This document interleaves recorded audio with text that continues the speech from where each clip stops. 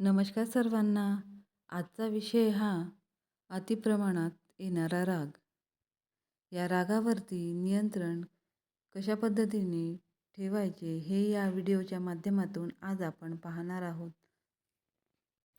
या धकाधकीच्या जीवनामध्ये राग हा लहानांपासून मोठ्यांपर्यंत खूप जास्त प्रमाणात पाहायला मिळतो.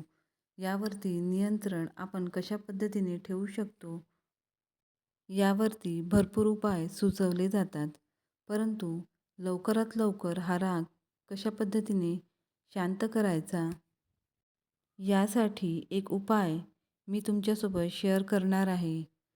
त्यासाठी व्हिडिओ तुम्हाला शेवटपर्यंत पूर्ण पाहायचा आहे. रागावर नियंत्रण करण्यासाठी आपण मेडिटेशन, प्राणायाम हे सर्व करत असतो. या सर्व गोष्टींचा 100% फायदा होतो.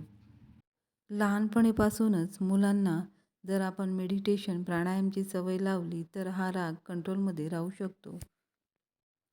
रागावरती त्वरित कसे नियंत्रण करायचे हा उपाय मी तुमच्यासोबत शेअर करणार आहे.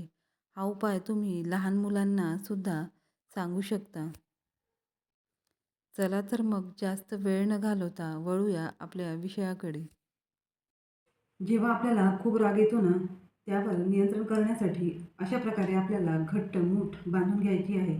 त्यासोबत आपले डोळेही घट्ट बंद करायचे आहे आणि अशा प्रकारे आपल्याला मूठ बांधल्यानंतर हळूहळू आपले ते एक एक बोट मोकळे करायचे आहे. असे केल्याने आपला राग लवकर शांत होतो. अशा पद्धतीने आपल्याला पूर्ण पाचही बोटं हळूहळू मोकळे करायचे आहे.